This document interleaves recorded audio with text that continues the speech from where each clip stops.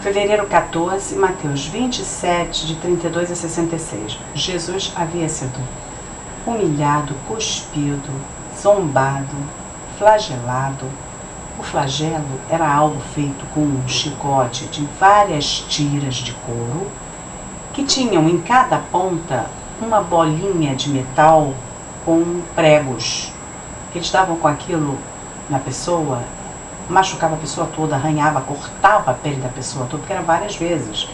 Cortava tudo, então Jesus estava todo cortado, todo ferido, saindo sangue por todo o corpo.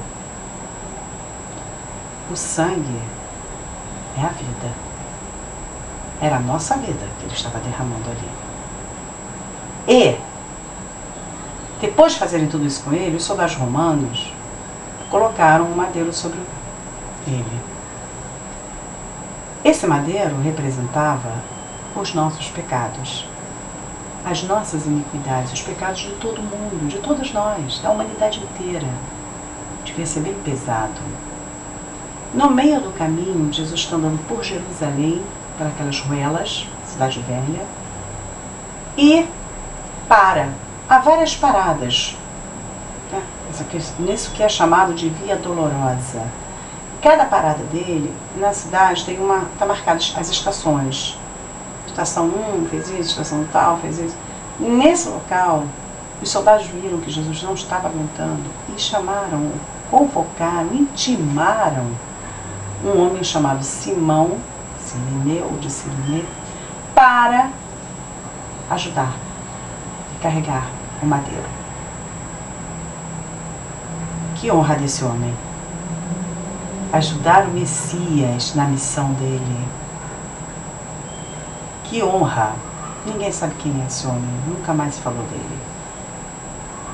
Então, foram. Eles, quando chegaram num lugar chamado Gólgota, que quer dizer crânio ou caveira, eles deram a ele vinho misturado com fel para beber. Devia ser uma espécie de anestésico. Mas Jesus rejeitou. Provou e rejeitou. E depois eles o crucificaram. Existem em Israel 2 locais onde é dito, alegado, que Jesus teria sido sepultado. Um deles é dentro da cidade velha, chamado Santo Sepulcro, Igreja do Santo Sepulcro. O outro é fora da cidade, perto deste local chamado Gólgota, que se chama Jardim do Túmulo. Esse Jardim do Túmulo, a meu ver, deve ter sido o local onde ele foi sepultado. Por quê? Se ele foi ao Gólgota, esse Gólgota era perto desse jardim, era bem perto. Eles não iam carregá-lo de novo para dentro da cidade. Depois também, nós temos que lembrar que no sistema sacrificial, quando eles pegavam os animais e depois de ofertados, o resto eles levavam para fora da cidade. Jesus é o Cordeiro que salva o mundo. Ele foi levado para fora da cidade, ele não foi sepultado dentro da cidade. Então, o local de Gólgota é esse aqui, que tem uma visão, parece uma caveira, né? Com os olhos aqui assim, boca, é essa pedra aqui que se chama Gólgota, que fica ao lado desse Jardim do Túmulo. Depois de o crucificarem, os soldados romanos repartiram entre eles as roupas de Jesus. Tiraram sortes, viram com quem ia ficar. Isso conforme já estava previsto, que iam tirar sorte sobre a roupa dele. Depois sentaram-se para o observar. Acima da sua cabeça colocaram a acusação escrita. A crucificação era a forma que os romanos encontraram de desestimular a criminalidade. A pessoa via o que havia praticado o crime crucificado lá no bem alto para todo mundo ver. E em cima da cruz, em cima da cabeça do criminoso, eles colocavam a acusação. Qual foi a acusação que colocaram na cabeça de Jesus? Acima. Jesus Nazareno, rei dos judeus. Essa foi a acusação dele. Foi por isso que ele foi crucificado. E, sem querer, os goim cumpriram as escrituras, que diziam que ele seria crucificado por ser o rei dos judeus. Depois nós vamos explicar o que é ser judeu. Então, isso também nos mostra que o fato de os criminosos serem crucificados, que era uma coisa horrível, horrível, a pessoa, quando lê, todo o sistema, o prego era pregado no tendão, não era na mão, era aqui no tendão. O peso do corpo ficava no tendão. Tinha uma madeirinha para ele descansar, mas aquilo não dava para descansar nada. Ele descansava, era assim, ele descansava no pé, mas puxava o tendão dos braços. E aí quando ele descansava, segurava no tendão, doía o pé. E ele não conseguia respirar, todo ferido, com sede. Era uma coisa horrível, o suplício que ele passou. Tudo por amor. Por amor. Amor de Deus por nós, seres humanos.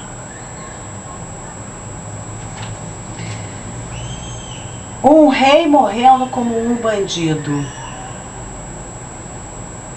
Para se cumprir Isaías 53, que diz que ele foi contado entre os criminosos. 2 ladrões foram crucificados ao lado de Jesus. Um à direita e um à esquerda. Por quê? Porque Jesus estava carregando as nossas transgressões, as nossas faltas, o nosso descumprimento da lei, como os bandidos. Eles estavam lá porque eles haviam descumprido a lei. E Jesus estava lá porque nós havíamos descumprido a lei.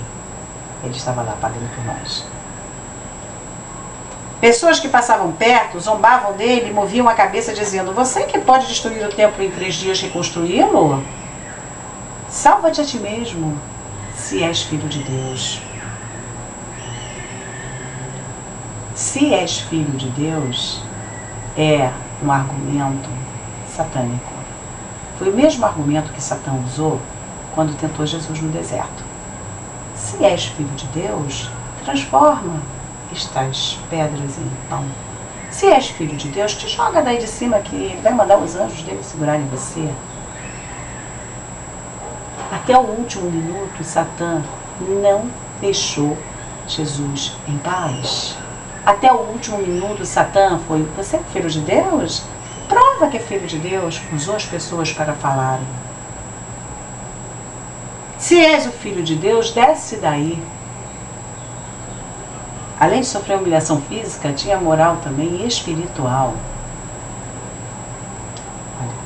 Não há nenhum sofrimento, nenhum, que possa se equiparar ao sofrimento de Jesus nesse momento. Não há. Era físico, moral e espiritual.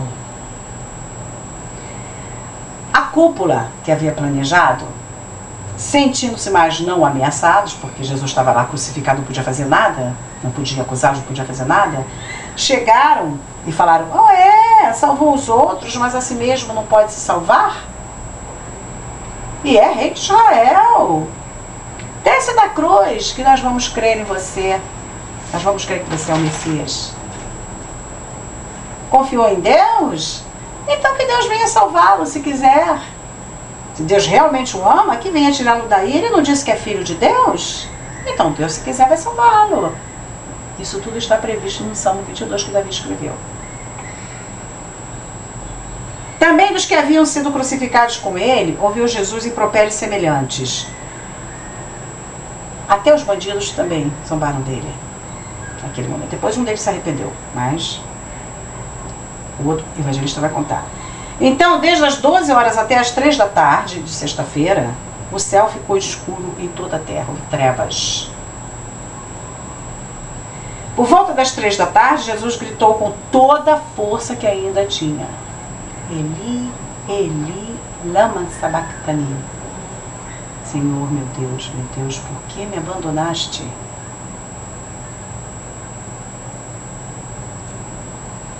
Deus abandonou Jesus ali porque ali estava... Ele não era a natureza divina dele, era a natureza humana. Éramos nós. O pecado separa o homem de Deus. Nós estávamos separados de Deus. Jesus estava separado de Deus porque ele estava com nossos pecados sobre ele. Alguns dos que estavam por ali disseram: ele está clamando por Elias. Então um pegou uma esponja, embebeu em vinagre, colocou num caniço e lhe deu de beber. Outros disseram: deixa, vamos ver se Elias vem salvá-lo. E Jesus, com um grande grito, entregou o Espírito, o último suspiro dele. Nessa hora, o véu do santuário, para o quê? A cortina que separava a parte santa do Santíssimo, onde ficava a presença de Deus, ela se rasgou de cima a baixo. E o que é que isso representa? Isso representa que o sacrifício de Jesus foi aceito no tabernáculo celestial, que Deus havia aceito o sacrifício dele e que por isso liberou a entrada à presença dele. O acesso à presença de Deus foi liberado. Não mais apenas os sumos sacerdotes poderiam entrar, mas todos que acreditassem no sacrifício do Messias, que tomassem como seu aquele sacrifício, todos poderiam entrar na presença de Deus. Porque todos seriam sacerdotes, nação santa, reino de sacerdotes, conforme Deus falou lá no Sinai para o primogênito, os filhos de Israel. Vocês serão nação santa, reino de sacerdotes. O sacerdote tinha acesso direto a Deus. Agora, com o sacrifício de Jesus, acabou a separação. Nós temos acesso direto à presença de Deus. Podemos entrar no tabernáculo de Deus.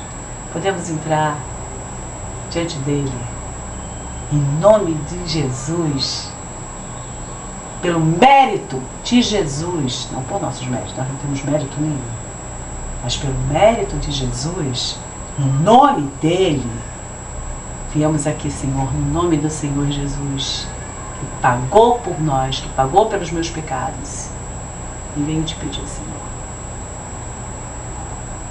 abençoa. Todas as coisas são feitas de acordo com o plano de Deus e seguindo aquela ordem, seguindo aquele ritual.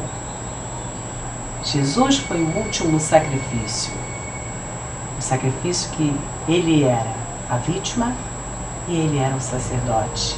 Depois nós vamos falar sobre isso. E o sacrifício que foi perfeito, porque foi feito no tabernáculo do céu, não mais na imagem, uma figura do modelo, mas no próprio tabernáculo do céu.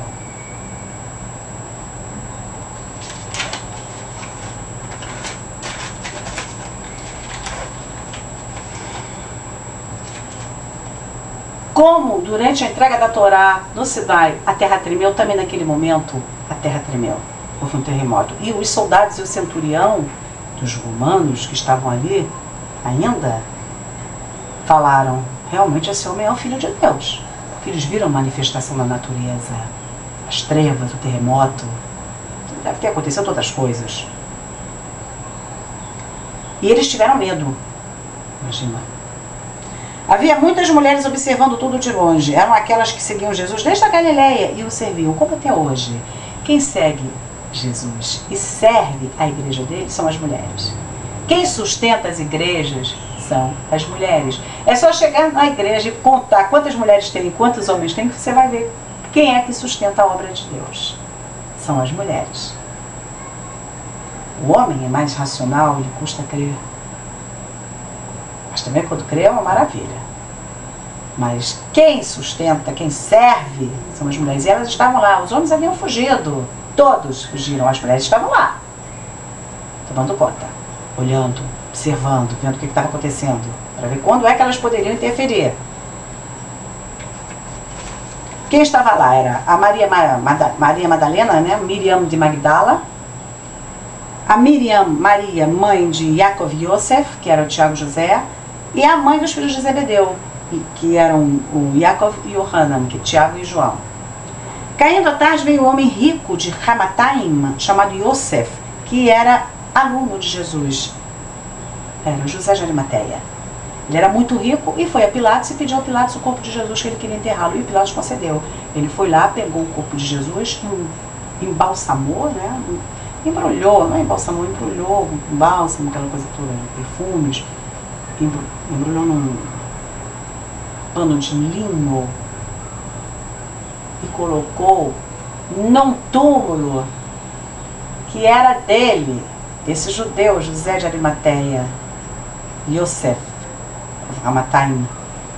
Ele foi enterrado como um rei, porque ele era rei. Ele foi morto como um bandido, mas foi enterrado como um rei.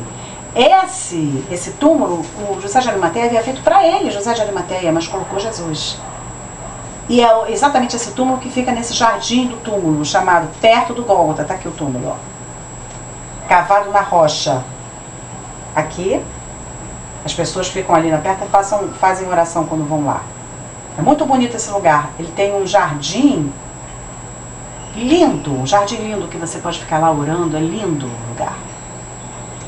E esse local, ele fica em Jerusalém Oriental, que é o local dos palestinos.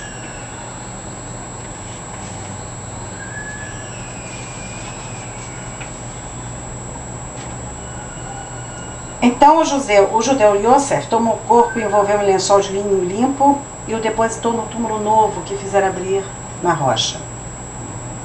Depois de rolar uma grande pedra para tapar a entrada do sepulcro, Yosef se retirou. Então isso se cumpriu, Isaías 53, 9, que diz que ele foi contado na sua morte com os bandidos, mas teve sepultura com uma classe rica. Maria Madalena e a outra Maria permaneceram sentadas em frente à sepultura esperando. Agora nós vamos ver como é que se contam os dias. Os dias em Israel se contam de 6 horas da tarde de um dia às 6 da tarde do outro. Ele foi preso na quinta-feira à noite, morreu às 3 da tarde de sexta-feira. Sexta-feira é o primeiro dia, termina às 6 da tarde. De 6 da tarde de sexta às 6 da tarde de sábado, segundo dia. De 6 da tarde de sábado às 6 da tarde de domingo, terceiro dia. Foi quando ele ressuscitou. No dia seguinte, que era o sábado, o Shabat, contado de 6 da tarde de sexta, né? A 6 da tarde de sábado, a cúpula dos poderosos foi a Pilatos com a seguinte conversa. Aquele impostor disse, enquanto ele estava vivo, que ele ressuscitaria no terceiro dia. Então, para que os discípulos deles não vão lá e roubem o corpo dele, depois digam ao povo que ele ressuscitou, nós queremos que seja colocada uma guarda para tomar conta lá. Aí o Pilatos, tudo bem, pode levar. Pega aí, essa legião e leva. Então eles levaram os guardas e deixaram lá tomando conta. Mesmo depois de morto, Jesus estava assustando os poderosos. Mesmo depois de morto. Satã tem medo. Ele sabe o que vai acontecer com ele. Ele sabe. Ele fez de tudo para impedir, mas não conseguiu. Porque, agindo Deus, quem impedirá? Ninguém.